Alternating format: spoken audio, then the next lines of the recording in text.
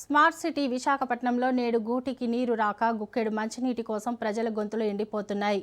నగరంలోని పలు ప్రాంతాల్లో త్రాగునీటి కోసం పోరాటం నడివీధికెక్కింది. ఖాళీ బిందెలు, కలుగులు పట్టుకొని ప్రజలు రోడ్డెక్కి నిరసనలు తెలుపుతున్న దృశ్యాలు ప్రస్తుతం ఉమ్మడి విశాఖ వ్యాప్తంగా కలకలం రేపుతున్నాయి.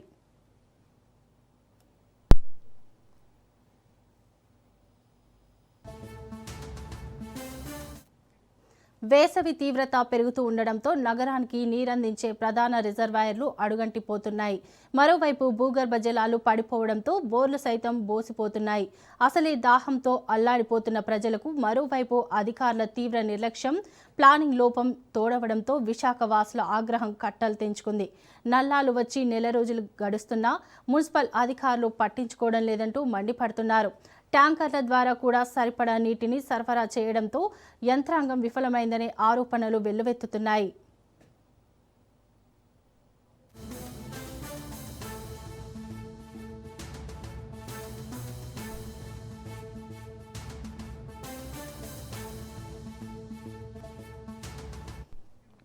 ఉత్తరాంధ్ర ముఖ్యంగా విశాఖపట్నం ఆర్థిక రాజధానిగా ఎదిగిపోతోంది.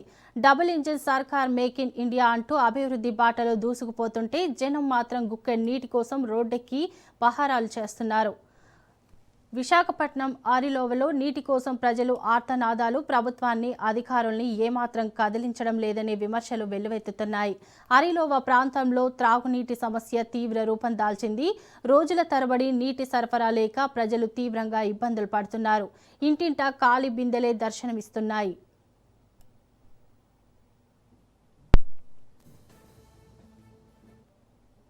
గుక్కెడు మంచినీటి కోసం మహిళలు, వృద్ధులు, చిన్నారులు గంటల తరబడి ఎదురు చూడాల్సిన పరిస్థితి నెలకొంది.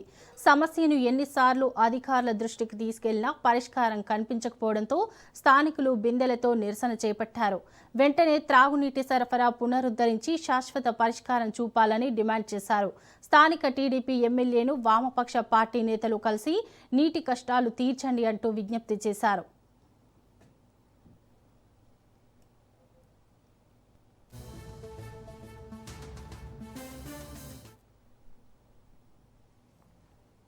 రోజు కొలాయి రోజు తెప్ప రోజు ఇచ్చేవారు. ఎప్పుడైతే ముసలిలో చెరువులు ఎండిపోయింది కారణంగా మాకు నీళ్లు రావడం లేదు. 4 రోజులకు ఒకసారి కూడా కనీసం కొలాయిలు రావడం లేదు. ఒకసారి వచ్చినా సరే కనీసం ఒక పావు గంట చెప్పిస్తున్నారు, తర్వాత వాళ్ళు కట్టడం జరుగుతూ ఉంది. ఆరిలో ప్రజలందరూ కూడా నీరు కోసం చాలా ఇబ్బంది పడతా ఉన్నారు. మేము ఒకటే కోరుకుంటా ఉన్నాము, ప్రభుత్వాలు ఎలక్షన్ ముందు వచ్చేటప్పుడు ఎన్నో మాట్లాడుతూ ఉంటారు. ఎందుకంటే మాకు అందరిని ఓట్లేసి మమ్మల్ని గెలిపించండి, మీ ప్రజలకి మేము ఇబ్బందులు రాకుండా మేము చూస్తామని చెప్పే ప్రభుత్వాలు గెలిచిన తర్వాత ఒకలాగా గెలకముందు ఒకలాగా మాట్లాడడం జరుగుతూ ఉంది. అందుకోసం అని మేము కమ్యూనిస్ట్ పార్టీకి ఒకటే కోరుకుంటా ఉన్నాము. ఎందుకంటే ఇప్పుడు ఆరిలో చాలా మంది ప్రజలు రోజువారీ పనికి పోయే వాళ్ళు చాలా మంది ఉన్నారు. ఎందుకంటే వాళ్ళ నీళ్లు కనిపెట్టుకొని కూడా చాలా మంది వెయిట్ చేసే పనులు కూడా మానేసి ఇంటి దగ్గర కూర్చునే పరిస్థితి కూడా ఉంది. ఆ నీరు కూడా ఇచ్చిన టైం కూడా ఇవ్వట్లేదు. ఈ రోజు 9 గంటలకు ఇచ్చారంటే తర్వాత రోజు మళ్ళీ 1 గంటకో 2 గంటలు నీరు ఇవ్వడం జరుగుతూ ఉంది. ఆ నీరు కోసం కాపలా కాస్తూ జనాలు కూడా పనులు మానేసి ఇంటర్ ఉంటున్నారు. అందుకోసం ఇప్పుడే ప్రభుత్వాన్ని కోరుతూ ఉన్నాం. ఎందుకంటే ఇచ్చిన నీరు కూడా టైం మీద రోజువారీ 1 గంట పాటు నీరు ఇవ్వాలనేసి అని మేము సిపిఐ పార్టీకి డిమాండ్ చేస్తూ ఉన్నాం. ఎమ్మెల్యే గారిని కూడా కలిసి మెమోరాండం కూడా ఇవ్వడం జరిగింది.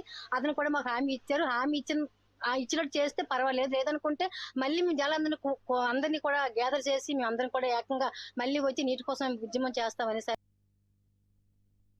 ఎమ్మెల్యే గారి దగ్గరికి రావడం జరిగింది. ఆయన అలాగే ఇస్తామని హామీ ఇచ్చారు. మేము ఆ నీళ్లు మాకు వచ్చే వరకు కూడా మేము ఇలా పోరాటం చేస్తానే ఉంటాము. కనీసం రోజు గంట పాటైనా మాకు కొంచెం నీళ్లు ఇస్తే కానీ, ఎందుకంటే చాలా ఇబ్బందిగా ఉంది. అందుట్లో అప్పు మీద ఏంటంటే నీరు ఎక్కట్లేదు, కింద నుంచి పైకి ఉన్నది నీరంతా డౌన్కి వెళ్ళిపోతుంది. మరి ఈ మధ్యలో ఉన్న 40 ఇళ్ళు కూడా చాలా ప్రాబ్లంగా ఉందన్నమాట.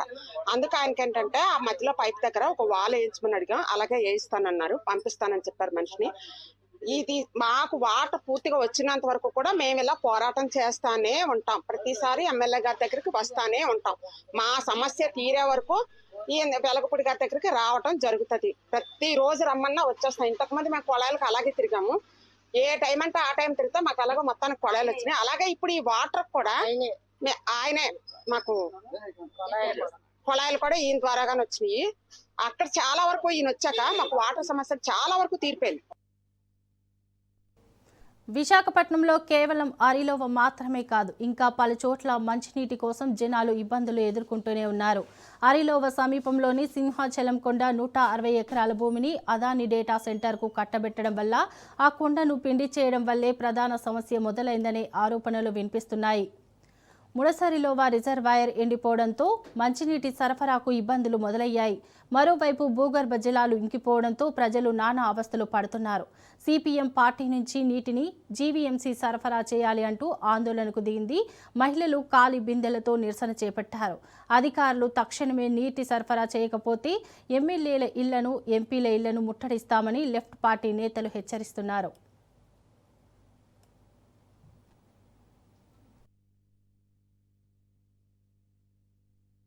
మంచినీటి సమస్యని తెలుగుదేశం ప్రభుత్వం సృష్టించింది. రోజు మార్చి రోజు అనేక ప్రాంతాల్లో ఈ రోజు నీళ్లు ఇవ్వాల్సినటువంటి దుస్థితిలోకి తీసుకొచ్చారు. 20 నిమిషాలు 15 నిమిషాలు కూడా నీళ్లు అనేటువంటి ఇవ్వటం లేదు. బోర్లన్నీ కూడా ఎండిపోయినాయి. 400 అడుగుల లోటుకి బోరు కట్టిన నీళ్లు రావటం లేదు. ఆరిలో ప్రాంతంలో కొన్ని ప్రాంతాల్లో 3 రోజులకి 4 రోజులకి కూడా నీళ్లు ఇవ్వటం లేదు. రెండో వైపున తెలుగుదేశం వాళ్ళు పెద్ద ఎత్తున ఈ నీటి కొరతను ఉపయోగించుకొని సొంత ట్యాంకర్లు పెట్టేసుకొని పెద్ద ఎత్తున నీటి వ్యాపారాన్ని కూడా సాగిస్తూ ఉన్నారు. లక్షల కోట్ల రూపాయలు ఈ నీటి కొరతను సృష్టించి అధికార పార్టీ వాళ్ళు సంపాదిస్తూ ఉన్నారు. మరి ఇది చాలా దుర్మార్గం కదా. ముడసర్లో రిజర్వాయర్ అనేటువంటి చాలా ముఖ్యమైనటువంటిది. 1,00,000 మందికి నీళ్లు సరఫరా చేస్తున్నటువంటి రిజర్వాయర్. ఆ రిజర్వాయర్ కూడా పూర్తిగా ఎండిపోయింది.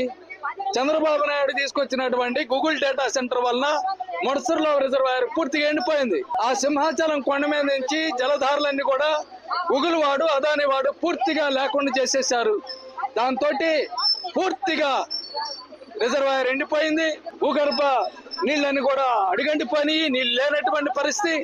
4 రోజులు 5 రోజులు కూడా నీళ్లు లేకపోతే 1,00,000 మంది ప్రజానీకం ఎలా ఉంటారనేటువంటిది చంద్రబాబు నాయుడు గారు సమాధానం చెప్పాలని నేను డిమాండ్ చేస్తున్నాను. కాగా స్థానిక ఎమ్మెల్యే మాట్లాడుతూ నీటి సమస్యను త్వరలోనే పరిష్కరించేందుకు చర్యలు చేపడుతున్నామని చెబుతున్నారు.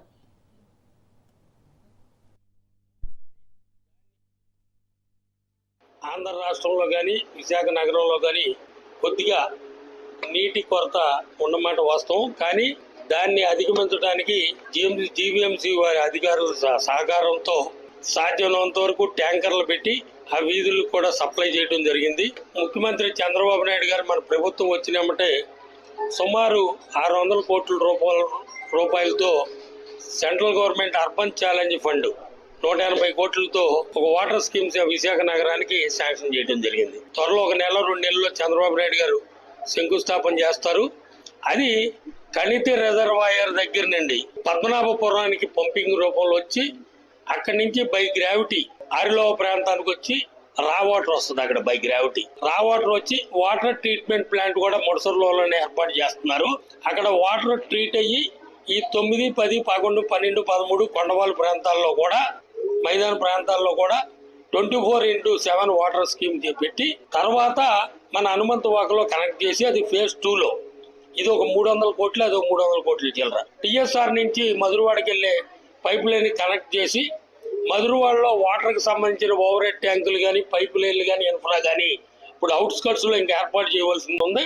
విశాఖ నగరానికి ప్రాంతంలో నీటి ఎద్దడి తగ్గించడం కోసం చంద్రబాబు నాయుడు గారు త్వరలో దీన్ని శంకుస్థాపన చేశారు. ప్రస్తుతం ఒకవైపు కూటమి అభివృద్ధి మాటలు కోటలు దాటుతుంటే సామాన్య జనం గుక్కడి నీటి కోసం ఆర్తనాదాలు చేస్తున్నారు. ఇప్పటికైనా యంత్రాంగం స్పందించి నీటి ఎద్దడిని నివారిస్తుందా చూడాలి.